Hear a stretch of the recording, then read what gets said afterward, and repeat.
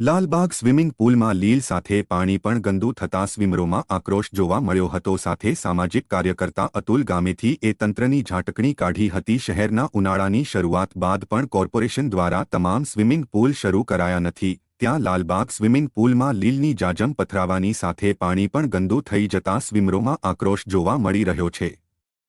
પૂલમાં દિવસે દિવસે પાણીનું સ્તર ઓછું થવાની સાથે ગંદકી વધી રહી છે।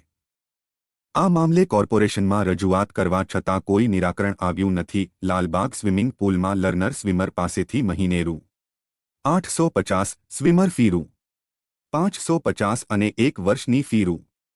4500 કોર્પોરેશન વસૂલે છે। હાલ લાલબાગ સ્વિમિંગ પૂલમાં લગભગ 400 જેટલા સભ્યો છે, પરંતુ છેલ્લા 15 દિવસથી તમામ સભ્યો ગંદા લીલવાળા પાણીના કારણે પરેશાન થઈ ગયા છે। જેમાં હેમાંગ શાહ નામના સભ્યએ કહ્યું કે દર વર્ષે ઉનાળામાં આ પરિસ્થિતિનું નિર્માણ થાય છે। 3 દિવસ પહેલા અમે ફરિયાદ કરી છે, તેમ છતાં કોઈ સુધારો થયો નથી। ડીપ એરિયામાં લીલના થર બાજી ગયા છે। પાણીનું લેવલ પણ 1 થી 1.5 ફૂટ નીચું થઈ ગયું છે। લેન્થ મારવી હોય તો પણ હાથ પગ પહડાય તેવી સ્થિતિ છે। તેમજ મોડી સાંજે 7 થી 8 વાગ્યાની બેન્ચમાં સ્વિમિંગ કર્યા પછી સ્નાન કરવા માટે પણ પાણી મળતું નથી, જેના કારણે ચામડીના રોગ થવાની સંભાવના વધી ગઈ છે।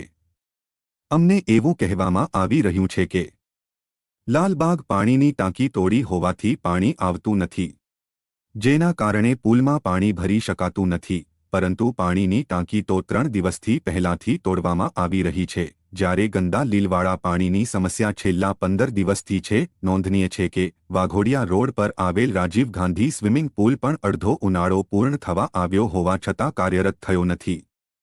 તેની પાછળ પૂર્વ વિસ્તારમાં છેલ્લા 15-20 દિવસથી પાણીનો કકળાટ કારણભૂત છે, જ્યારે કારેલીબાગ સ્વિમિંગ પૂલ શરૂ કરી દેવાયો હોવાનું કોર્પોરેશનના સૂત્રોએ જણાવ્યું હતું। વડોદરા શહેર સ્માર્ટ સિટી છે, એના બણગા ફૂંકતા વડોદરા મહાનગરપાલિકાના સત્તાધીશો અને અધિકારીઓ દ્વારા વડોદરા શહેરમાં હળની દુર્ઘટના જે બોટકાંડ થયો હતો એમાં 12 બાળકો 2 શિક્ષકોના મૃત્યુ થયા હતા, ત્યારે મોટી વાતો કરી હતી કે વડોદરા શહેરમાં આપણે નવા સ્વિમિંગ પૂલ બનાવીશું, એના માટે બજેટ પણ ફાળવવામાં આવ્યું હતું। પરંતુ હાલ આપણે જોઈ રહ્યા છીએ કે લાલબાગ સ્વિમિંગ પૂલ આવ્યા છે। આ સ્વિમિંગ પૂલનું પાણી લીલું થઈ ગયું છે। જે પણ સ્વિમરો આવે છે એમની ફરિયાદો પણ છે કે અહીંયા સ્વિમિંગ કરવાથી શરીરમાં ખંજવાળ આવે છે, એમના આરોગ્ય સાથે જીવલેણ ચેડા થઈ રહ્યા છે, પાણી ગંદુ છે। આટલી બધી સમસ્યાઓ આ લાલબાગ સ્વિમિંગ પૂલમાં છે। સાથે વડોદરા શહેરમાં અન્ય 3 સ્વિમિંગ પૂલ છે, એમાં પણ 2 સ્વિમિંગ પૂલ બંધ હાલતમાં છે। તો વડોદરા શહેરના સત્તાધીશો જે જૂના સ્વિમિંગ પૂલ છે એને સાચવતા નથી, નવા સ્વિમિંગ પૂલની વાતો કરી રહ્યા છે।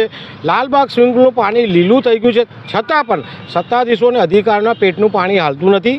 વડોદરા શહેરના સ્માર્ટ સિટીના આપણા સ્માર્ટ મેયર આપણા જાંબાજ કમિશનર સાહેબને વિનંતી છે કે લાલબાગ સ્વિમિંગ પૂલ સાથે અન્ય સ્વિમિંગ પૂલ વહેલામાં વહેલી ચાલુ કરે, સારી રીતના ચાલુ કરે અને નવા સ્વિમિંગ પૂલ જે બનાવવાના છે વહેલી તકે બનાવે તેવી અમારી માંગ છે।